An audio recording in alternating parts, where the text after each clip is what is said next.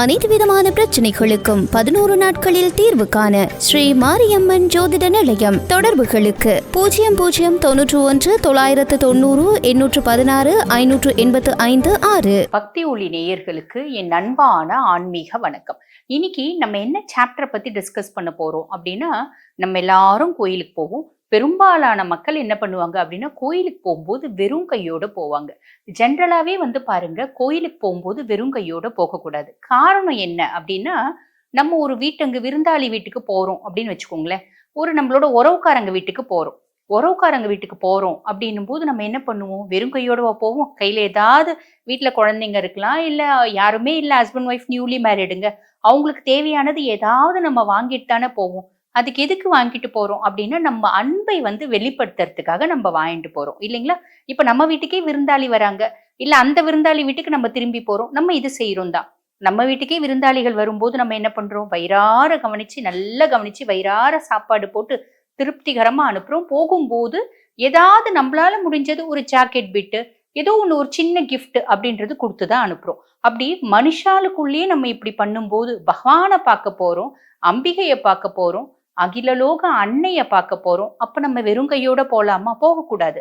அதாவது ஒரு தாயையும் தந்தையும் பார்க்க போகும்போது எப்படி நம்மளோட அப்பாவும் அம்மாவும் நம்ம பிள்ளைங்க வராங்க, நம்மளுக்கு ஏதாவது சும்மா ₹1 பெருமானதா கூட இருக்கட்டும்ங்க, ₹1 பெருமான பொருளானா கூட இருக்கட்டும், கொடுக்கும்போது அவங்க சந்தோஷம் ஆகுறாங்க பாத்தீங்களா? அதே மாதிரிதான் அகிலலோக அன்னையும் ஐயனும். நம்ம ஒண்ணுமே இல்லைங்க, சும்மா ஒரு 2 வாழைப்பழம் வாங்கிட்டு போய் அவங்களுக்கு கொடுத்தா கூட அவங்க ரொம்ப சந்தோஷம் ஆவாங்க. அடடா, இந்த பிள்ளைக்கு எதுவுமே இல்லை, வசதி வாய்ப்பு எதுவுமே இல்லை, இருந்தாலும் 2 வாழைப்பழம் வாங்கிட்டு வந்து கொடுக்குதே அப்படின்னு அவங்க பிரீத்தி ஆவாங்க. ஸோ நம்ம எப்ப கோயிலுக்கு போனாலும் ஏதாவது கோயிலுக்கு கொண்டு போங்க. கடைசி ஒரு முழப்பூ, ஒரு செம்பருத்தி, 2 வாழைப்பழம், அப்படி ஏதாவது கண்டிப்பா கொண்டு போய் தான் ஆகணும். ஓகேங்களா?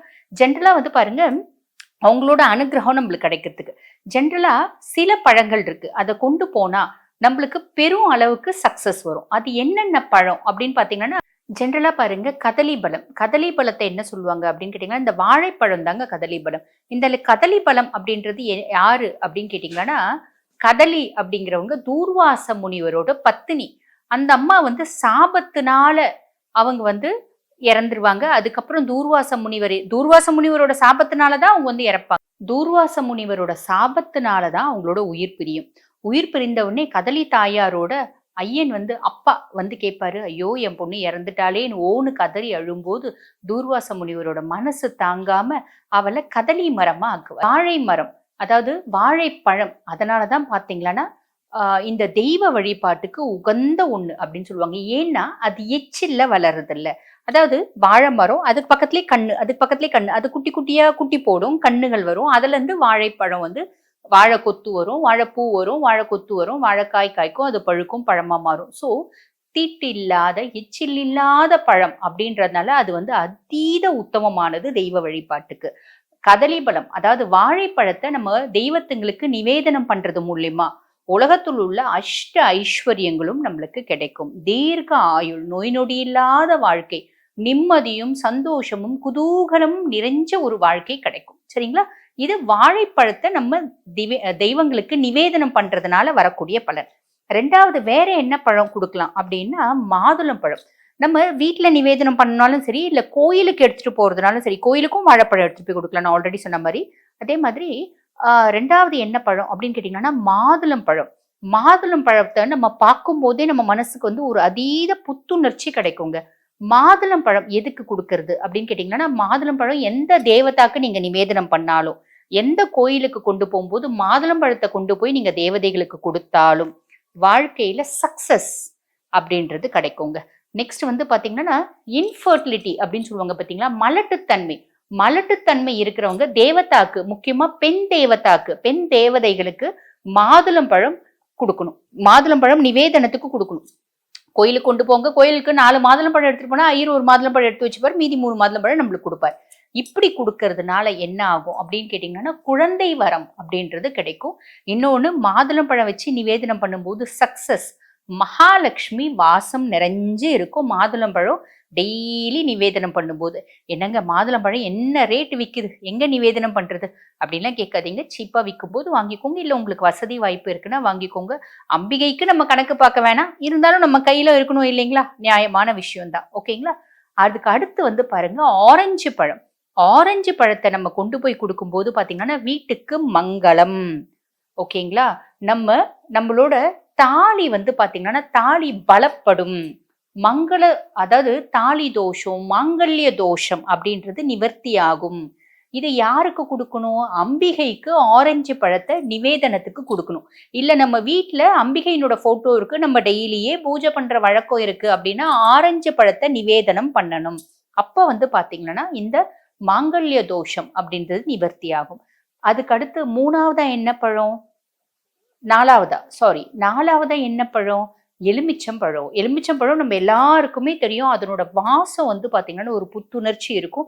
இன்னொன்னு எலுமிச்சம்பழ வாசம் எந்த வீட்டுல இருக்கோ அந்த வீட்டுல துஷ்ட சக்திகள் நடமாட்டம் அப்படின்றது இருக்காது, தீய சக்திகளோட ஆளுமை அப்படின்றது இருக்காது, நல்ல சக்திகள் நடமாட்டம் அபிவிருத்தி ஆகும்.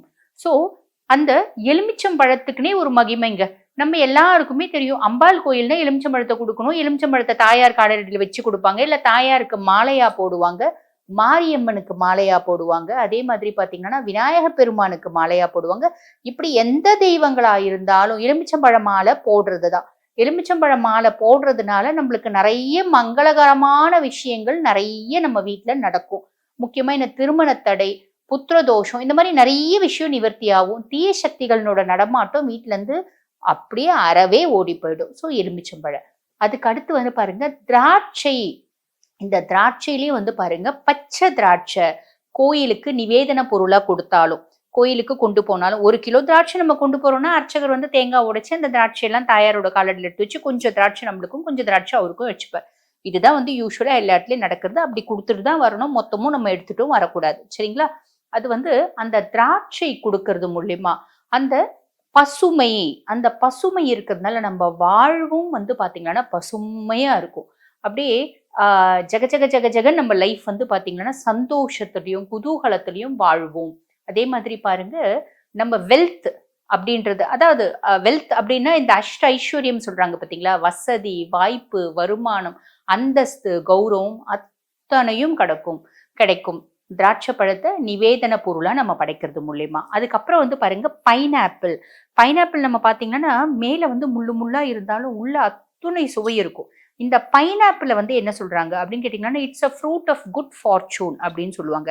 அதாவது நல்ல செய்திகள் நடக்கிறதுக்கும் நல்ல அதிர்ஷ்டத்துக்கும் பேருக்கும் புகழுக்கும் பைனாப்பிள் உகந்த ஒரு நிவேதன பொருளா இருக்கு. நம்ம வீட்டுல இப்ப நான் சொன்ன அத்துணை பழங்களையும் நம்ம வீட்டுல நிவேதனம் பண்ணாலும் ஓகே, இல்ல கோயிலுக்கு போகும்போது கொண்டு போனாலும் ஓகே. ஆனா கோயிலுக்கு போகும்போது கண்டிப்பா ஏதாவது ஒரு பழம் கொண்டு போகணும்.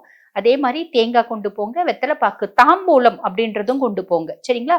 தாயார் இப்ப ஈசனை ஆண் தெய்வத்தை வழிபட்டாலும் சரி, பெண் தெய்வத்தை வழிபட்டாலும் சரி, இவ்வளவான பூ கொண்டு போங்க.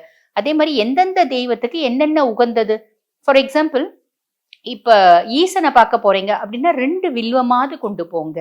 பெருமாளை பார்க்க போறீங்க 2 துளசியாவது கொண்டு போங்க. அம்பிகையை பார்க்க போறீங்க சிகப்பு கலர் பூ செவ்வரளி முடியும்னா கொண்டு போங்க. சக்சஸ் சந்தோஷம் அத்துணை வாய்ப்புகளும் கிடைக்கும். அதே மாதிரி பாத்தீங்கன்னா மகாலட்சுமியை பார்க்க போறீங்க மல்லிகை பூ இல்ல தாமரை மலர் கொண்டு போங்க.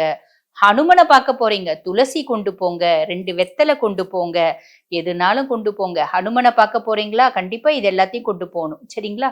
அதே மாதிரி விநாயகரை பார்க்க போறீங்க 1 அருகம்புல்லு கொண்டு போங்க. முருகனை பார்க்க போறீங்க ஒரே ஒரு செம்பருத்தி ஒரே ஒரு சிவப்பு ரோஜாவான கொண்டு போங்க. அந்த மாதிரி நீங்க எந்த தெய்வத்தை பார்க்க போறீங்களோ அந்த தெய்வத்துக்கு உரிய பூக்களையும் பழங்களையும் கொண்டு போறது அப்படின்றது நம்ம லைஃப்ல ஏற்படுற நிறைய காரிய தடையை நிவர்த்தி பண்ணி நம்மள ரொம்ப ஸ்மூத்தான ஈஸியான சந்தோஷமான குதூகலமான வாழ்க்கை வாழ வைக்கிறதுக்கு வழிவகுக்கும். இந்த பதிவு உங்க எல்லாருக்கும் தெளிவா புரிஞ்சிருக்கும். இதே மாதிரி இன்னொரு பதிவுல உங்களை சந்திக்கிறேன். நன்றி.